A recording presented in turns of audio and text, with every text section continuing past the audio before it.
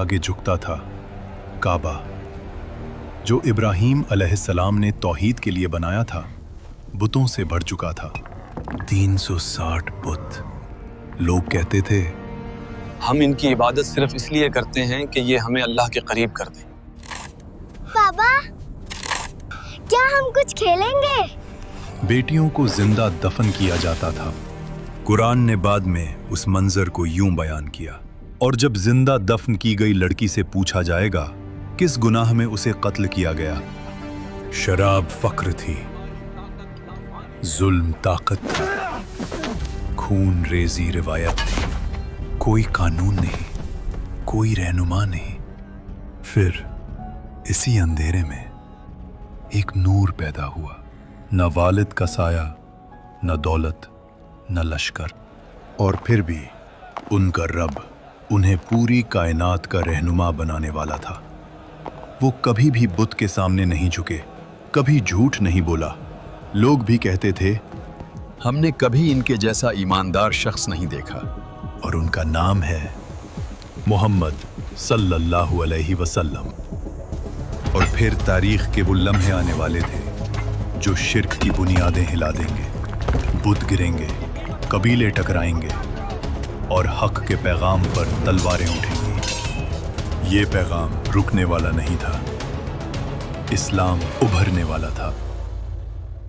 आज से तकरीबन 8000 साल पहले हजरत आदम अलैहिस्सलाम, इंसानियत के पहले नूर, हर चीज का इल्म उनको अल्लाह ने दिया। जमीन, पानी, आसमान और इंसान के नाम, सब कुछ उनके इल्म में था। हर कौम में रसूल भेजा जाएगा और तुम्हारी औलाद में से भी एक रसूल आएगा। मेरे बच्चों, अल्लाह ने मुझ पर रोशनी अता की और अब तुम्हारी नस्लों में से भी रसूल आएंगे।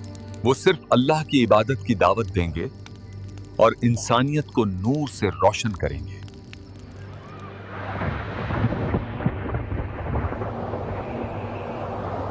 आखिरी नबी से लगभग 4300 साल पहले अल्लाह ने हजरत नूह अलैहिस्सलाम को इंसानियत के लिए भेजा। एक वक्त जब लोग शिर्क और बुराई में डूब गए थे और सिर्फ कुछ लोग ही सच का पैगाम सुनने को तैयार थे। सिर्फ अल्लाह की इबादत करो और इस शिर्क से बाज आ जाओ। अल्लाह मेरे बाद भी तुम्हारी नस्लों में से रसूल भेजेगा जो तुम्हें सिर्फ हक की दावत देंगे।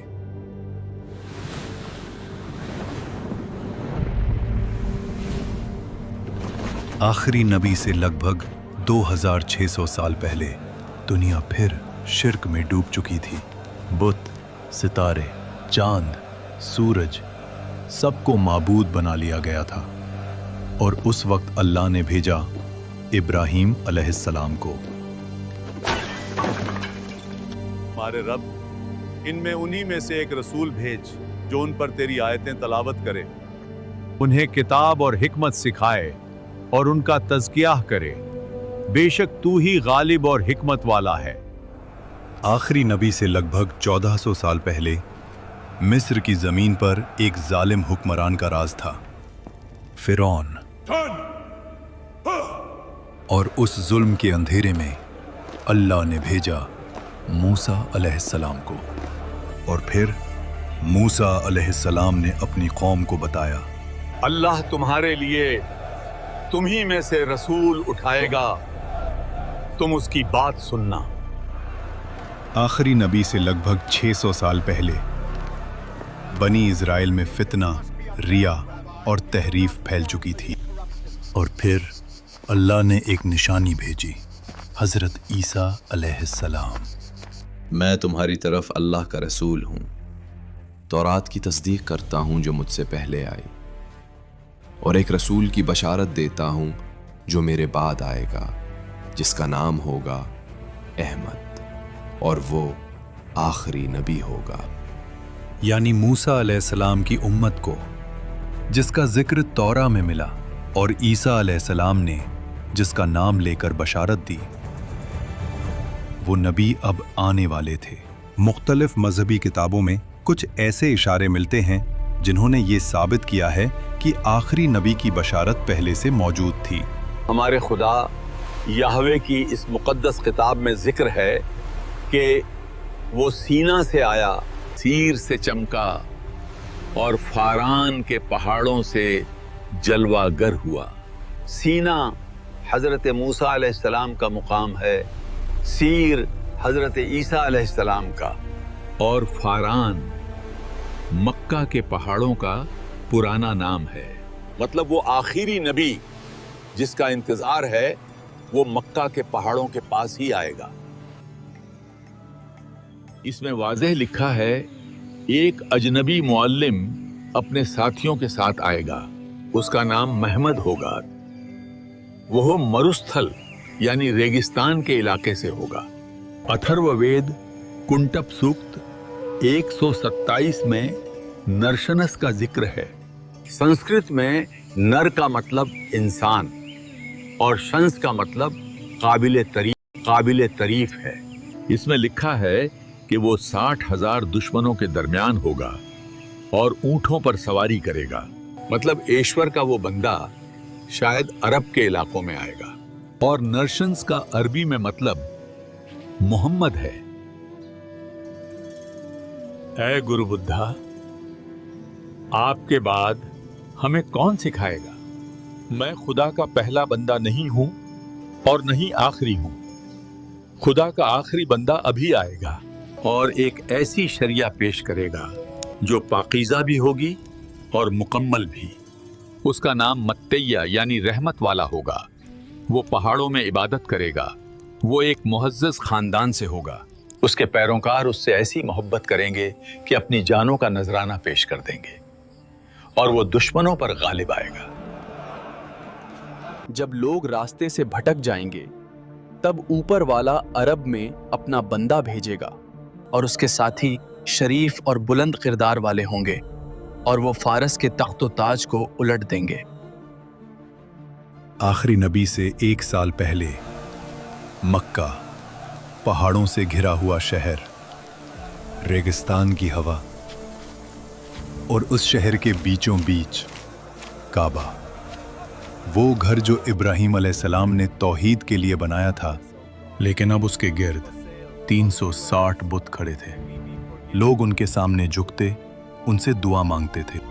یہ تھا دور جاہلیت۔ اسی شہر میں قریش کا ایک معزز خاندان تھا، بنو ہاشم۔ ان کے سردار تھے عبد المطلب ابن ہاشم۔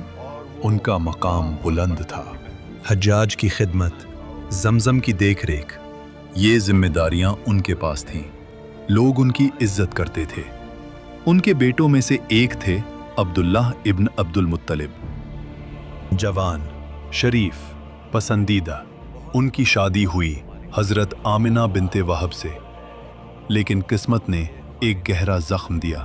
حضرت عبداللہ تجارت کے سفر پر گئے اور یثرب یعنی مدینہ میں وہ وفات پا گئے، اور اس وقت بی بی آمنہ حاملہ تھیں۔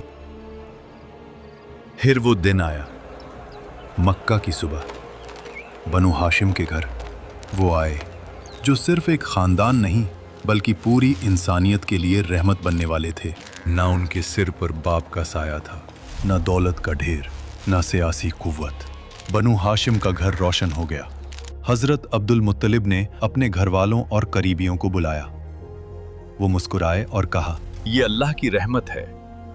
اس بچے کا نام ایسا ہونا چاہیے جو لوگوں کے لیے عزت کا سبب بنے۔ اور پھر قرآن میں اللہ نے اس نام کو ہمیشہ کے لیے محفوظ کر دیا، محمد رسول اللہ۔ آج ہر اذان میں، ہر نماز میں اس نام کے بغیر شہادت مکمل نہیں ہوتی۔ عرب روایت کے مطابق بچوں کو پیدائش کے فوراً بعد دیہات بھیجا جاتا تھا تاکہ زبان فصیح ہو اور جسم مضبوط بنے۔ صحیح حدیث سے ثابت ہے کہ نبی صلی اللہ علیہ وسلم بنو سعد میں پلے۔ حلیمہ سعدیہ ایک غریب اور کمزور خاتون ان کی دیکھ بھال اور نشو و نما کی ذمہ داری لیتی ہیں۔ شروع میں حلیمہ کے گھر کوئی برکت نہیں تھی۔ ان کی اونٹنی اور گائیں کمزور تھیں، لیکن جیسے ہی نبی صلی اللہ علیہ وسلم ان کے ساتھ آئے، وہاں برکت برسنے لگی اور ان کا گھر خوشحال ہو گیا۔ नन्हे नबी सल्लल्लाहु अलैहि वसल्लम ने वहां 4 साल तक वक्त गुजारा। वो वक्त सिर्फ दूध और खेल का नहीं था। यहाँ उनकी पहली तालीम उनके माहौल और कायनात से शुरू हुई। 4 साल के बाद वक्त आया कि उन्हें उनकी वालिदा के पास वापस भेजा जाए। हलीमा ने उनका हाथ छोड़ा, लेकिन अपनी आंखों से देखा।